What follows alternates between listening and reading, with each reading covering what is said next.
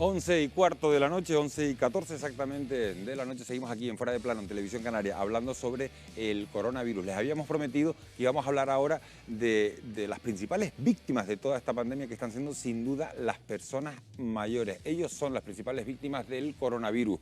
A los fallecidos en las residencias se suma también el drama de los miles de ancianos que han tenido que afrontar esta pandemia en soledad. ¿Qué debemos mejorar en este ámbito? Lo vamos a analizar con Javier Alonso, que es vicepresidente de la Sociedad Canaria de Geriatrías. El coronavirus, como decíamos, Javier, se ha cebado con nuestros mayores y se estima que en España han fallecido aproximadamente unos 17.000 ancianos en residencias. Ustedes afirman que muchas de estas muertes se podrían haber evitado si en estos centros hubiera existido una mayor atención médica.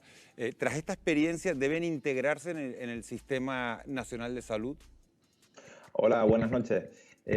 Bueno, sí, la verdad es que ese dato son 17.000 los fallecidos, un poquito más, yo creo, a estas alturas ya de la noche. Es verdad que hay que puntualizar que de esos 17.000 se incluyen no solo los confirmados a través de la PCR, sino también aquellos casos posibles. Y es verdad que en las últimas fases de la vida muchas veces la sintomatología que aparece son síntomas respiratorios que pueden identificarse como casos posibles. Entonces hay que analizar ese dato con cautela.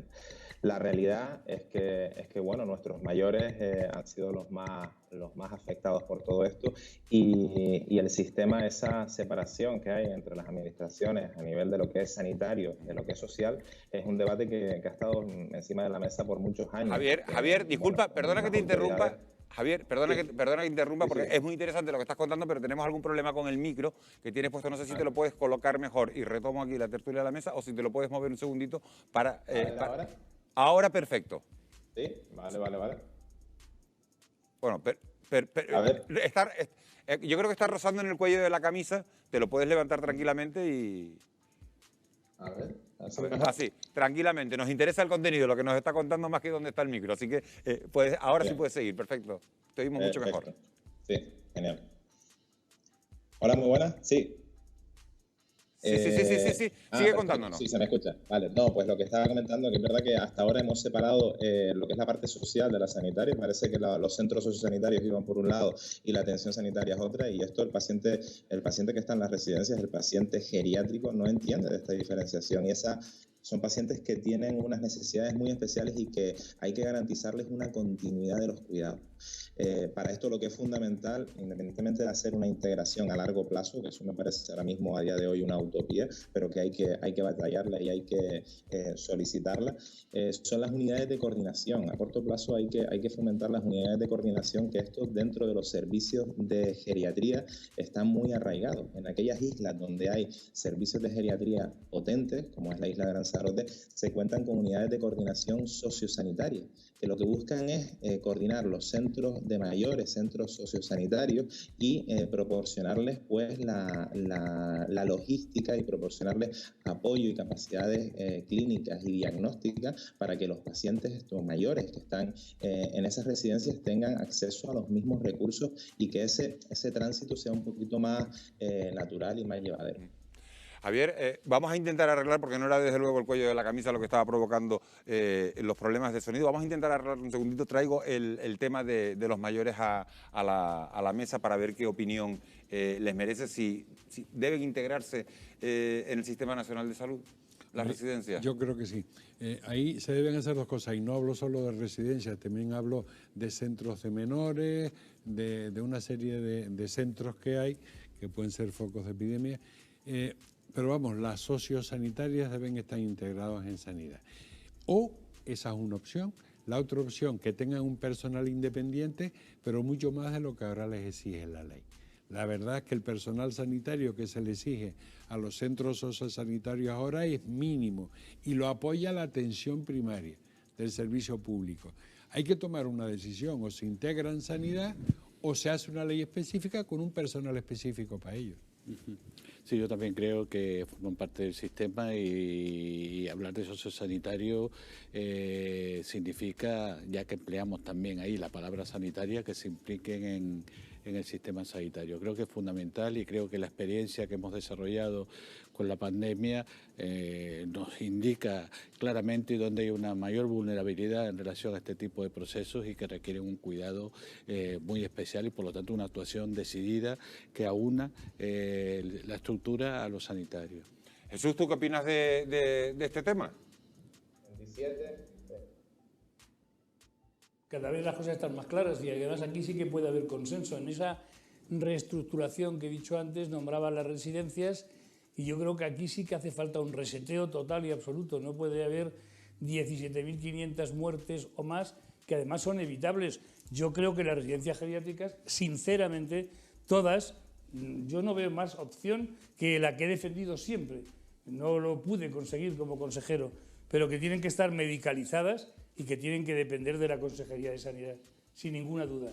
Y esas residencias geriátricas tienen que tener un hospital de referencia y un centro de salud de referencia, y que tienen que estar conjuntados el hospital de referencia con el centro de salud y con las emergencias del 112, para que, si es necesario, no vayan al hospital a urgencias con el triaje hecho tienen que ir. Es que en el triaje se pierde muchísimo tiempo y se provocan muchísimos contagios.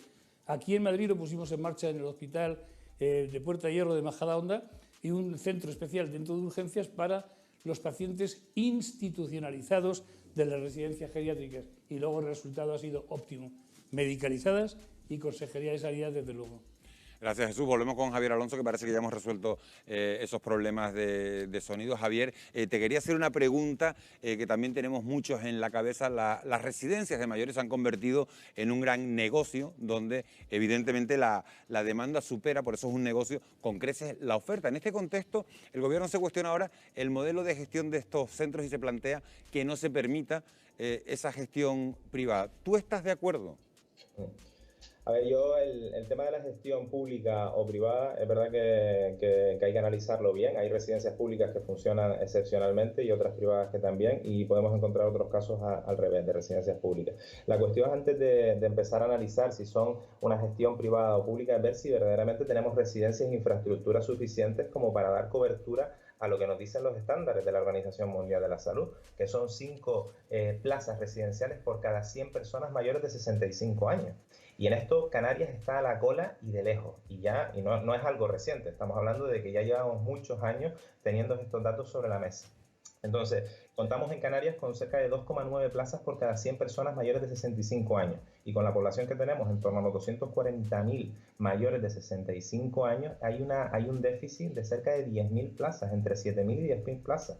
Solo tenemos 7.000 plazas residenciales, de las cuales el 40% las costean las familias canarias, porque son privadas, ¿vale? Entonces, hay que empezar a plantearse qué es lo que estamos haciendo, porque eso genera un impacto. Estamos hablando del paciente geriátrico, que es un paciente crónico de una alta complejidad y que está siendo atendido por sus familias y por cuidadores no informales, que se llaman, que están asumiendo una carga y una complejidad muy importante en esas casas. Así que lo primero es plantearnos si tenemos la infraestructura, y después, evidentemente, entre la gestión pública y la gestión privada, pues yo apuesto por la gestión pública, ¿sabes? Eso va a garantizar, ¿sabes?, unos ratios de personal y va a permitir que hayan organismos que supervisen, que se estén aplicando, se estén cumpliendo los ratios, que se estén aplicando los protocolos, garantizando que estén efectivamente medicalizadas, pero medicalizadas con médicos especialistas en geriatría, que son los encargados y los que pueden velar porque se cumplan y que se asesoren a nivel de los síndromes geriátricos y se vele por la autonomía y por la funcionalidad de estos pacientes. Son muy interesantes los datos que estás contando. Javier, una última cuestión, te pido brevedad en la respuesta, si es posible. El coronavirus ha destapado, desde luego, las debilidades y hasta la vergüenza, si se permite la expresión colectiva, la vergüenza colectiva en el cuidado de nuestros mayores. Una estructura social basada en la productividad laboral ha terminado por dinamitar los vínculos con ellos. ¿Cómo reorganizamos esa estructura para dejar de considerar una carga esos cuidados, por decirlo de alguna manera? A ver, lo fundamental es cambiar el paradigma del envejecimiento que nos han inculcado hasta ahora.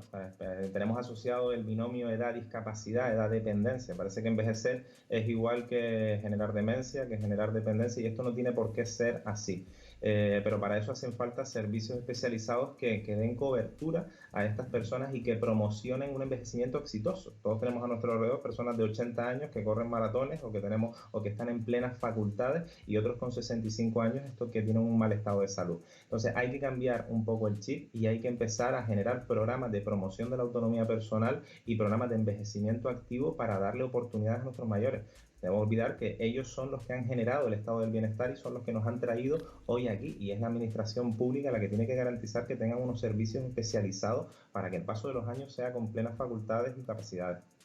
Javier Alonso, vicepresidente de la Sociedad Canaria de Geriatría, muchísimas gracias por habernos acompañado. Una auténtica delicia oírte así al final, con esa nitidez y con esa claridad. Muchísimas gracias por los datos que has aportado y por esa visión de la realidad que nos has aportado también. Muchas gracias, buenas noches.